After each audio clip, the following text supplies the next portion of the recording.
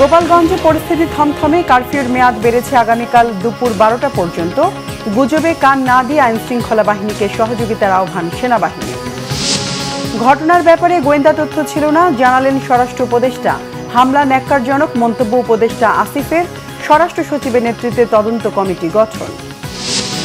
গোপালগঞ্জকে চিরতরে মুজিববাদ থেকে মুক্ত করা হবে বলেছেন নাহিদ ইসলাম। এই ঘটনার বিচার না হলে সারা দেশ থেকে লং মার্চের হুঁশিয়ারি।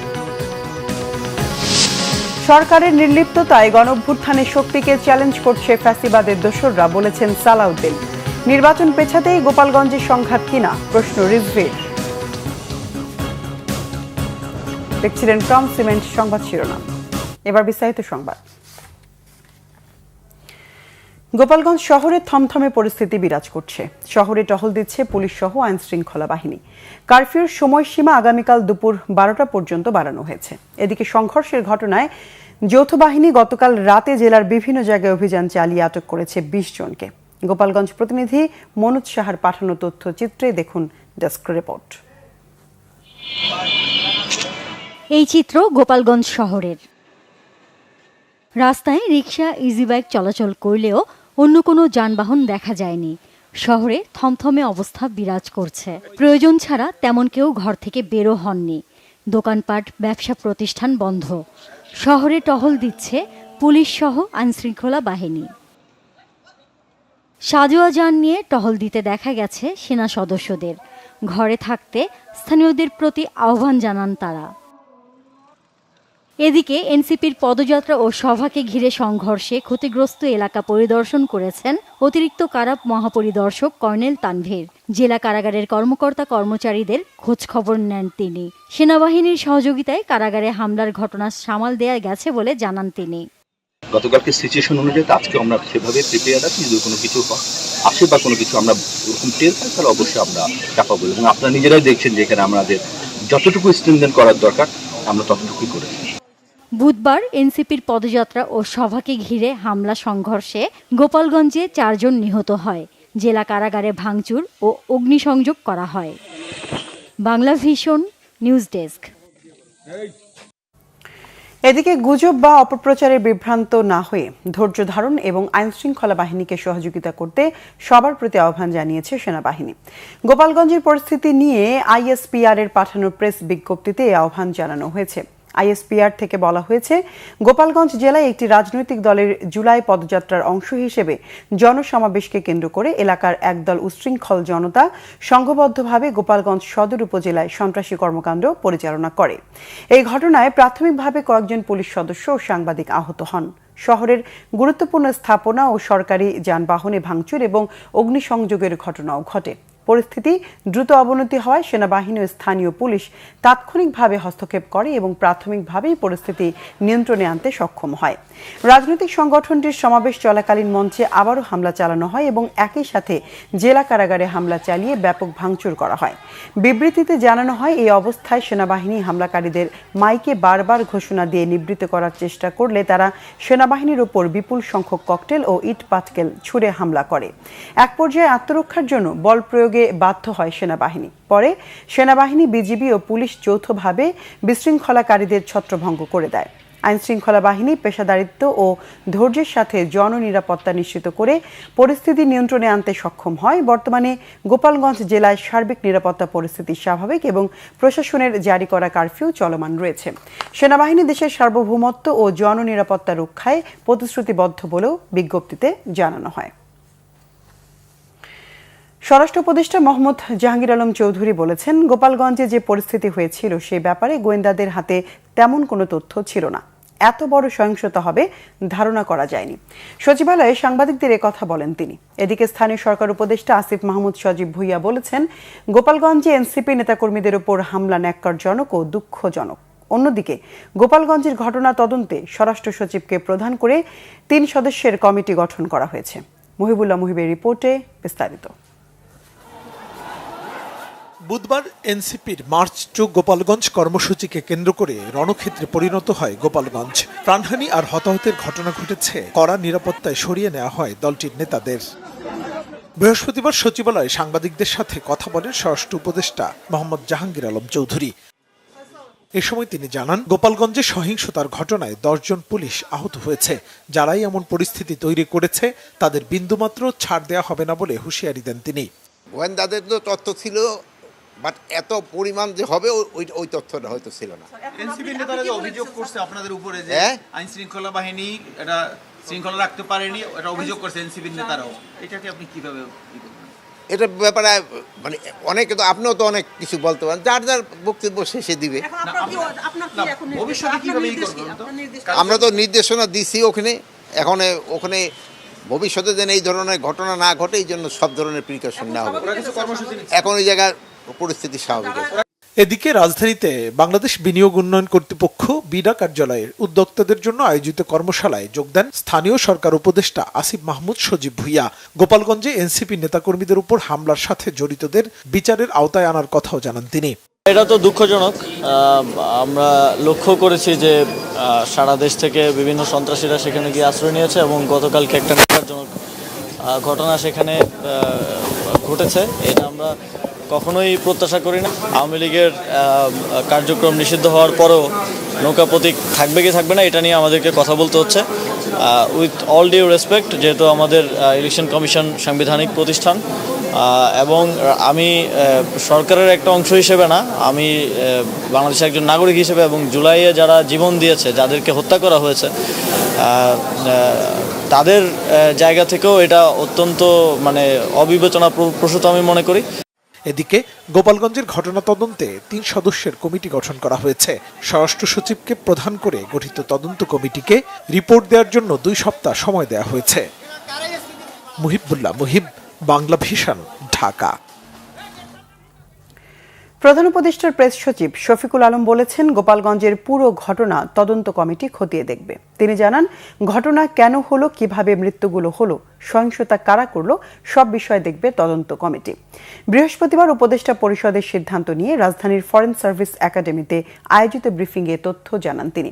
গোয়েন্দা তথ্যের ঘাটতি আছে কিনা কিংবা ব্যর্থতা আছে কিনা এমন প্রশ্নের জবাবে প্রেস সচিব বলেন, গোপালগঞ্জের ঘটনা তদন্ত করতে যে কমিটি করা হয়েছে তারা সব বিষয় দেখবে।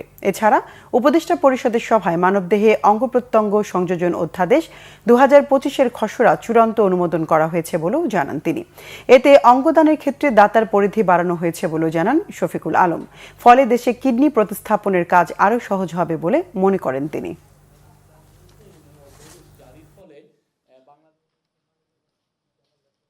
গোপালগঞ্জ নিয়ে আজকে ক্যাবিনেটে বিস্তারিত আলোচনা হয় এবং ক্যাবিনেটের আলোচনার পরে আপনারা অলরেডি জেনেছেন যে একটা প্রোব কমিটি করা হয়েছে সিনিয়র সেক্রেটারি হোম মিনিস্ট্রির নেতৃত্বে। এছাড়া ল মিনিস্ট্রি এবং পাবলিক অ্যাডমিনিস্ট্রেশন মিনিস্ট্রি থেকে 2 জন অ্যাডিশনাল সেক্রেটারি থাকবেন। এরা 3 জন 14 দিন তাদেরকে দেওয়া হয়েছে ইনভেস্টিগেট করে তাদের রিপোর্টটা চিফ অ্যাডভাইজারের অফিসে সাবমিট করবেন। জাতীয় নাগরিক পার্টি এনসিপির আহ্বায়ক নাহিদ ইসলাম বলেছেন, গোপালগঞ্জকে চিরতরে মুজিবাদ থেকে মুক্ত করা হবে। দুপুরে ফরিদপুরের জনতা ব্যাংকের মোড়ে জুলাই পদযাত্রা উপলক্ষে আয়োজিত সমাবেশে তিনি একথা বলেন। নাহিদ ইসলাম বলেন, গোপালগঞ্জকে ফ্যাসিস্ট ও ডেভিলরা তাদের আশ্রয় কেন্দ্র বানিয়েছে। তারা এনসিপির পূর্ব ঘোষিত শান্তিপূর্ণ কর্মসূচিতে আক্রমণ করেছে। এই ঘটনার বিচার না হলে সারা দেশ থেকে লং মার্চ ঘোষণা করা হবে বলেও জানান নাহিদ ইসলাম। এনসিপি নেতারা বলেন, জুলাই পদযাত্রা থেমে থাকবে না। সারা দেশে পদযাত্রা শেষ করে 3 আগস্ট কেন্দ্রীয় শহীদ মিনারে ঘোষণা করা হবে জুলাই সনদ। এ সময় বক্তব্য রাখেন দলের নেতারা।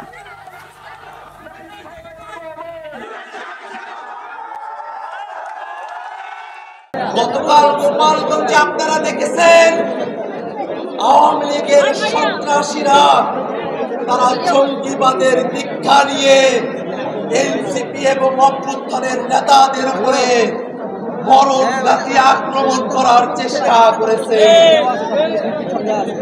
তারা আগ্রাস থেকে আমাদের উপরে গুলি বর্ষণ করেছে, কিন্তু গোপালগঞ্জের মাটিতে মুজিববাদ মুর্দাবাদের স্লোগানকে তারা দমিয়ে রাখতে পারে না। গোপালগঞ্জের সাধারণ জনগণকে আমরা গোপালগঞ্জের সাধারণ মানুষের পাশে আমরা আছি। আমরা আহ্বান জানাতে চাই সরকারের কাছে, গোপালগঞ্জের কোনো একজন সাধারণ মানুষকে সন্ত্রাসীদের 5ই আগস্ট আমরা পরাস্ত করেছি।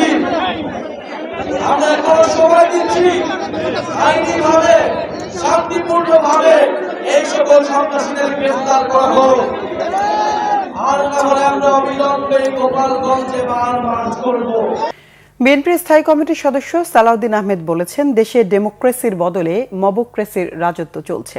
সরকারের নির্লিপ্ততা ও ব্যর্থতার জন্য গণঅভ্যুত্থানের শক্তিকে চ্যালেঞ্জ করছে ফ্যাসিবাদের দোসররা। এদিকে দলের সিনিয়র যুব মহাসচিব রুহুল কবির রিজভী প্রশ্ন রাখেন, কোনো ঘটনা ঘটলে সরকারকে দায়ী না করে বিএনপিকে কেন দায়ী করা হয়? আহমেদ সরওয়ারের রিপোর্টে বিস্তারিত।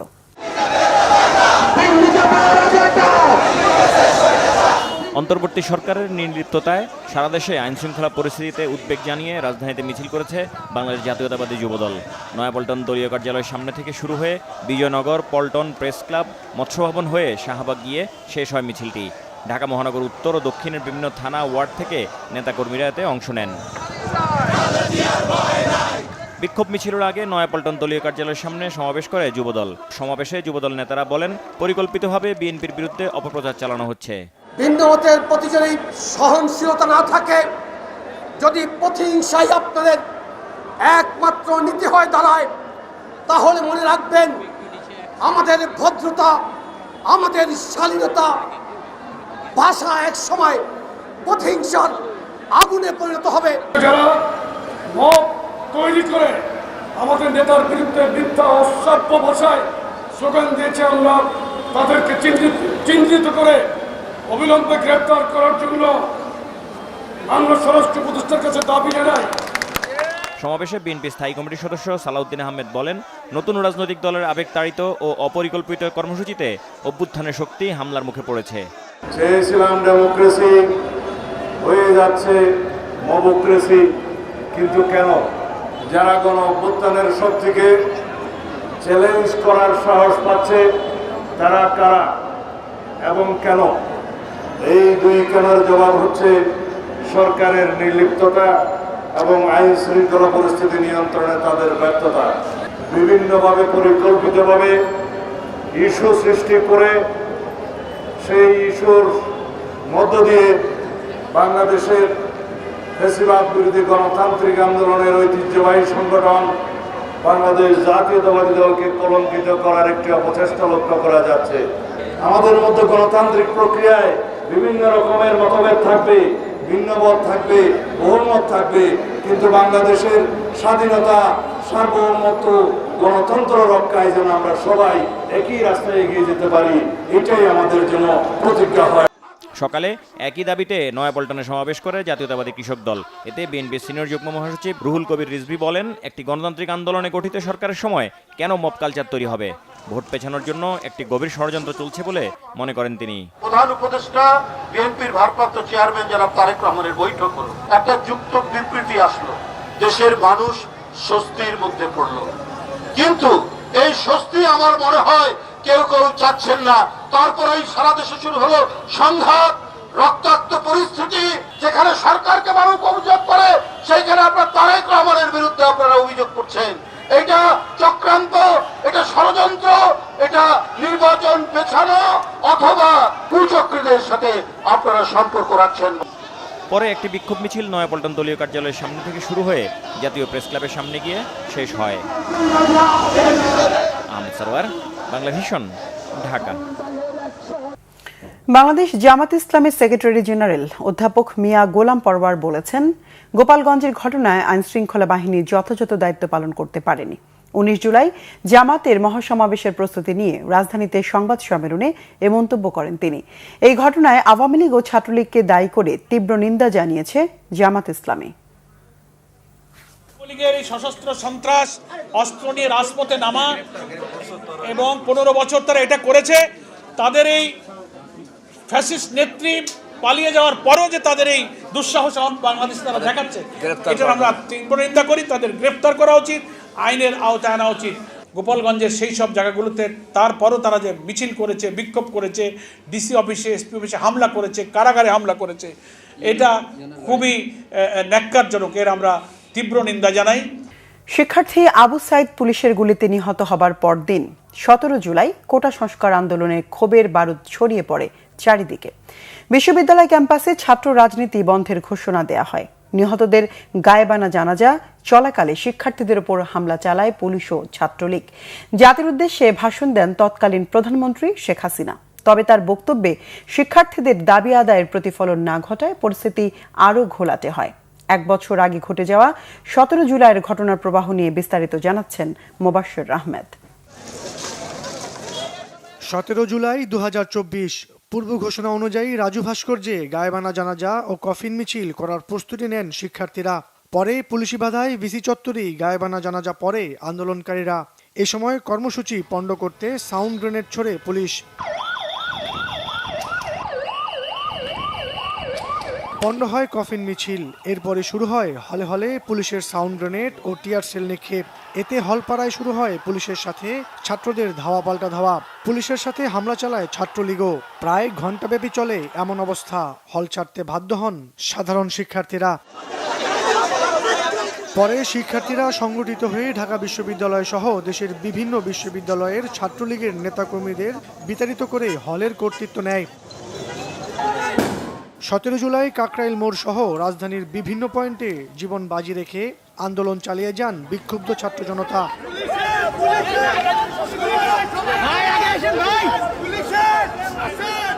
পুলিশের রক্তচক্ষু উপেক্ষা করে চালানো কর্মসূচির সেই দুর্বিষহ সময়ের স্মৃতিকথা তুলে ধরলেন এই জুলাই যোদ্ধারা। পুলিশের মুখোমুখি পুলিশ গুলি বর্ষণ করতেছে, একদিক দিয়ে টিয়ারশেল মারতেছে। সেই টিয়ারশেল এবং গুলিকে উপেক্ষা করে সামনের দিকে যতটুকু যাওয়া যায় আমরা সেই মৃত্যুকে উপেক্ষা করে আমরা সামনের দিকে এগিয়ে গিয়েছিলাম। আইন শৃঙ্খলা বাহিনীর অবস্থানটা ছিল এই জায়গাটায়, আমাদের অবস্থানটা ছিল ঠিক এই জায়গাটায়। এত মুহুর্মুহু গুলি করা হচ্ছিল যে সহ্য করতে পারছিলাম না। চিন্তা করছিলাম যে আমার তো জীবিত থাকতে হবে, এই স্বৈরাচার ফ্যাসিবাদ হাসিনা সরকারের পতন আবার দেখে যেতে হবে। তাই মনের ভিতরে একটা মনোবল তৈরি করে আরও সামনের দিকে এগিয়ে যাওয়ার চেষ্টা করেছি। হঠাৎ করে কাছের ভিতর থেকে একটা গুলি এসে আমার ঠিক এই জায়গাটায় লাগে আর কি। তো হয়তোবা মহান রাব্বুল আলামিন অল্পের জন্য আমার চোখটা রক্ষা হয়। আমি না হলে হয়তোবা আজকে অন্ধ হয়ে যেতাম বা ওই সময়কার বিভীষিকাময় মুহূর্তে গুলি খেয়ে লাশ হয়ে পড়ে থাকতাম। অবস্থা বেগতিক দেখে এদিন জাতির উদ্দেশ্যে ভাষণ দেন তৎকালীন প্রধানমন্ত্রী শেখ হাসিনা। তবে তার বক্তব্যে শিক্ষার্থীদের দাবি আদায়ের স্পষ্ট প্রতিফলন না ঘটায় পরিস্থিতি আরও ঘোলাটে হয়। পরদিন সারা দেশে কমপ্লিট শাটডাউন ঘোষণা করে শিক্ষার্থীরা। আদালত শিক্ষার্থীদের কোনো বক্তব্য থাকলে তা শোনা। মোবাশ্বের আহমেদ, বাংলা ভিশন, ঢাকা। মোহাম্মদপুরের নবোদয় হাউজিং এলাকায় ভুলবশত 30,000 টাকার ডিম ভাঙার কারণে ভাতিজার জন্য প্রাণ গেল গাড়ি চালক চাচার। গতকাল সন্ধ্যায় আদাবর এলাকায় এই ঘটনা ঘটে। এই ঘটনায় অভিযুক্ত 2 জনকে আটক করে পুলিশের কাছে সোপর্দ করেছে এলাকাবাসী। পুলিশ বলছে অপরাধীদের বিরুদ্ধে দ্রুতই ব্যবস্থা নেওয়া হবে। রিপোর্ট ফজলে রাব্বির। এভাবেই সংসারের একমাত্র উপার্জনকারী স্বামীকে হারিয়ে দিশেহারা লাইজু আক্তার। শুকিয়ে গেছে চোখের জল, তবুও স্বামী হারানোর বেদনা এখনো দগদগে। আমার স্বামীর সন্ত্রাসীরা গুলি করে হত্যা করা হয়েছে। আমি স্বামীর খুনির ফাঁসি চাই, আমি ফাঁসি চাই। আদাবর নবোদয় হাউজিং এর 7 নম্বর রোডে গতকাল সন্ধ্যায় নৃশংসভাবে হত্যা করা হয় লাইজু আক্তারের স্বামী মোহাম্মদ ইব্রাহিমকে। সিসিটিভি ফুটেজে দেখা যায় আদাবর নবোদয় হাউজিং এর 7 নম্বর রোডে ব্যাগ থেকে অস্ত্র বের করছে এক যুবক। এর কয়েক সেকেন্ড পর গুলি চালায় সে। সাথে সাথে মাটিতে লটিয়ে পড়েন ইব্রাহিম। মুহূর্তেই মারা যান তিনি। এই ঘটনায় মূল অভিযুক্ত সজীব ও তার ভাই রুবেলকে গণপিটুনি দিয়ে আইন শৃঙ্খলা বাহিনীর হাতে তুলে দেয় স্থানীয় লোকজন। ঘটনার প্রত্যক্ষদর্শীরা জানান, তুচ্ছ ঘটনাকে কেন্দ্র করে গুলি চালায় সজীব। ইব্রাহিমকে এই জায়গাটার ভিত্তি যতটুকু সম্ভব মসজিদ থেকে এতটুক এই জায়গায় ওকে পুরো ঠেকায় বুকে ঠেকায় গুলিটা করা হয়েছে। গুলি করার সাথে সাথে ওই জায়গার ভিত্তি পড়ে গেছে। পিস্তল নিয়ে আসছে, রাইফেল নিয়ে আসছে, তার মানে উদ্দেশ্য করে এবং কি পরিকল্পিতভাবে ওকে মারা হয়েছে। এর সর্বোচ্চ শাস্তি হওয়া উচিত। এর যদি শাস্তি না হয় ভবিষ্যতে এই সামান্য জিনিস কেন্দ্র করেই যদি এত বড় কিছু হয়ে যায়, তার মানে আরো কিছু হলেও কেউ এর শাস্তির আওতায় আনা যাবে না। হত্যার সঠিক কারণ জানা না গেলেও ব্যবসায়িক দ্বন্দ্ব থেকে এই হত্যাকাণ্ড সংঘটিত হয়েছে বলে প্রাথমিক ধারণা করছে পুলিশ। অপরাধ নিয়ন্ত্রণে রাজধানী ঢাকা সহ সারা দেশে আইন শৃঙ্খলা বাহিনী তৎপর আছে বলেও জানান এই পুলিশ কর্মকর্তা। সমগ্র ঢাকা মহানগর এলাকায় আইনশৃঙ্খলা পরিস্থিতি স্বাভাবিক রাখার জন্য ঢাকা মেট্রোপলিটন পুলিশ দিনরাত কঠোর পরিশ্রম করে যাচ্ছে। তাদের মধ্যে কিছু ব্যবসায়িক দ্বন্দ্ব ছিল বলে আমরা প্রাথমিকভাবে জেনেছি। তারপরেও এটা গতকাল রাত্রির ঘটনা, এটা তদন্তে বিস্তারিত বেরিয়ে আসবে। এদিকে এই খুনের ঘটনার 1 ঘন্টার ব্যবধানে মোহাম্মদপুর চাঁদ উদ্যান সড়কে পূর্ব শত্রুতার জেরে আলামিন নামের এক যুবককে কুপিয়ে হত্যা করে দুর্বৃত্তরা। ফজলে রাব্বি, Bangla vision, Dhaka.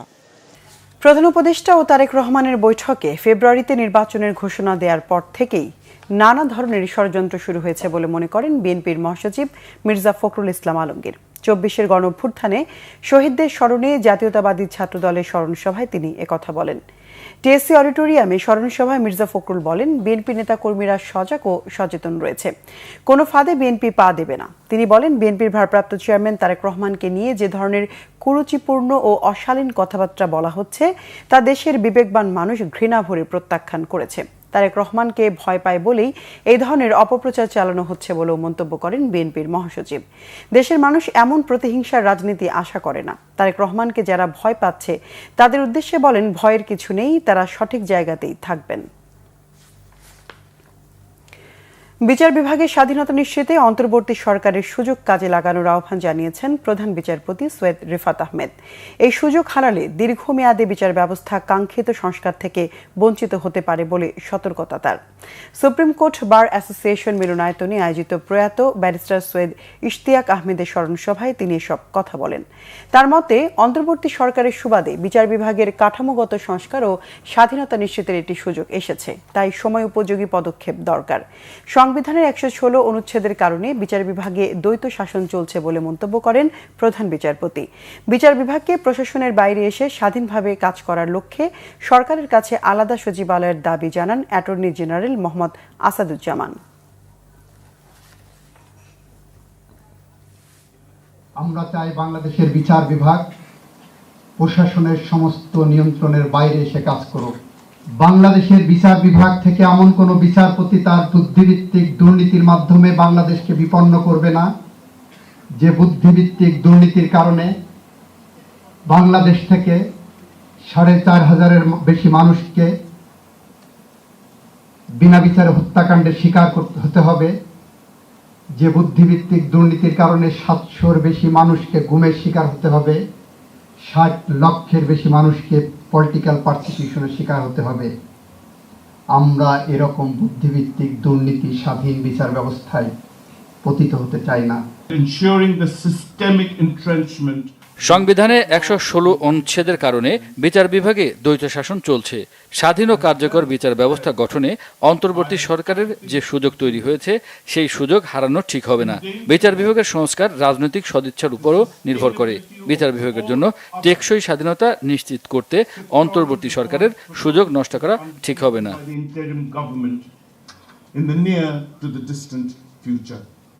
21শে August grenade মামলায় তারেক রহমান ও লুৎফুজ্জামান বাবর সহ 49 আসামির সকলের খালাসের বিরুদ্ধে রাষ্ট্রপক্ষের আপিল শুনানি 24 জুলাই পর্যন্ত মুলতবি করেছে আপিল বিভাগ। আপিলের ওপর প্রথম দিনের শুনানি শেষে প্রধান বিচারপতি সৈয়দ রিফাত আহমেদের নেতৃত্বাধীন আপিল বিভাগে পরবর্তী এই দিন ঠিক করেন। এই মামলার পলাতক 2 আসামি মোহাম্মদ হানিফ ও মাওলানা তাজউদ্দিনের পক্ষে রাষ্ট্রনিযুক্ত আইনজীবী হিসেবে জ্যেষ্ঠ আইনজীবী SM শাহজাহানকে নিয়োগ দিয়েছে আপিল বিভাগ।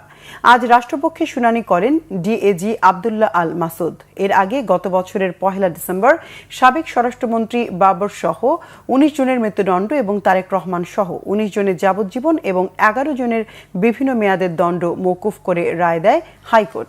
একই সাথে বিচারিক আদালতের রায়কে অবৈধ ঘোষণা করে হাইকোর্ট। এই রায়ের বিরুদ্ধে রাষ্ট্রপক্ষ লিভ টু আপিল করলে গত 1 জুন তা মঞ্জুর করে আপিল করার অনুমতি দেন প্রধান বিচারপতির নেতৃত্বে 6 বিচারপতির আপিল বেঞ্চ।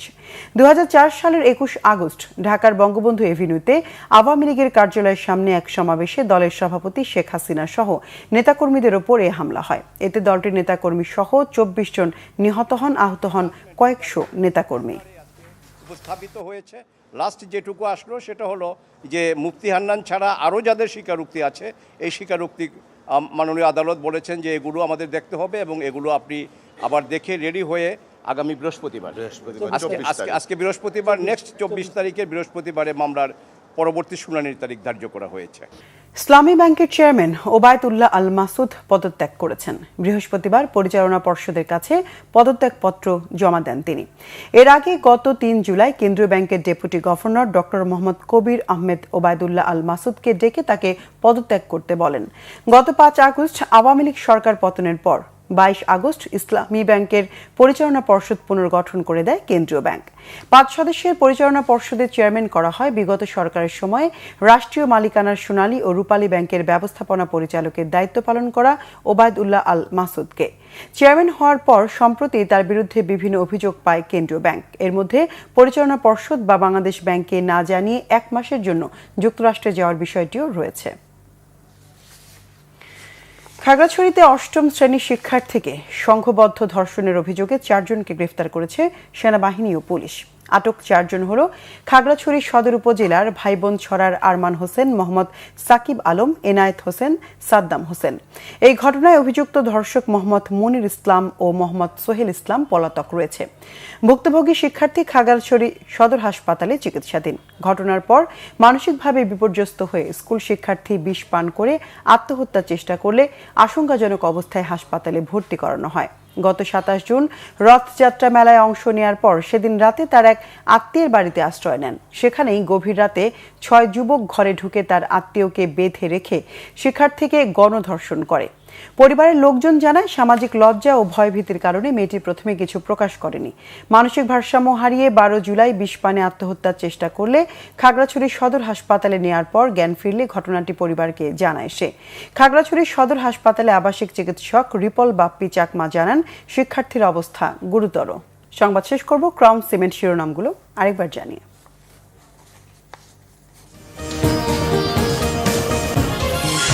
গোপালগঞ্জে পরিস্থিতি থমথমে, কারফিউর মেয়াদ বেড়েছে আগামীকাল দুপুর 12টা পর্যন্ত। গুজবে কান না দিয়ে আইন শৃঙ্খলা বাহিনীকে সহযোগিতার আহ্বান সেনাবাহিনীর। ঘটনার ব্যাপারে গোয়েন্দা তথ্য ছিল না, জানালেন স্বরাষ্ট্র উপদেষ্টা। হামলা ন্যাক্কারজনক মন্তব্য উপদেষ্টা আসিফের। স্বরাষ্ট্র সচিবের নেতৃত্বে তদন্ত কমিটি গঠন। গোপালগঞ্জকে চিরতরে মুজিববাদ থেকে মুক্ত করা হবে বলেছেন নাহিদ ইসলাম। এই ঘটনার বিচার না হলে সারা দেশ থেকে লং মার্চের হুঁশিয়ারি। সরকারের নির্লিপ্ততায় গণঅভ্যুত্থানের শক্তিকে চ্যালেঞ্জ করছে ফ্যাসিবাদের দোসররা, বলেছেন সালাউদ্দিন। নির্বাচন পেছাতেই গোপালগঞ্জের সংঘাত কিনা প্রশ্ন রিজভির। দর্শক, এই ছিল এখনকার মতো। পরের সংবাদ রাত 10:30। এর আগে 9টায় রয়েছে নিউজ 20। দেখার আমন্ত্রণ রইল। এছাড়া বাংলাভিশন সংবাদ ও সংবাদ সংশ্লিষ্ট অনুষ্ঠান দেখতে ভিজিট করুন www.bvnews24.com ও facebook.com/banglavishnnews এবং সাবস্ক্রাইব করুন youtube.com/banglavishnnews। এতক্ষণ সঙ্গে থাকার ধন্যবাদ সবাইকে।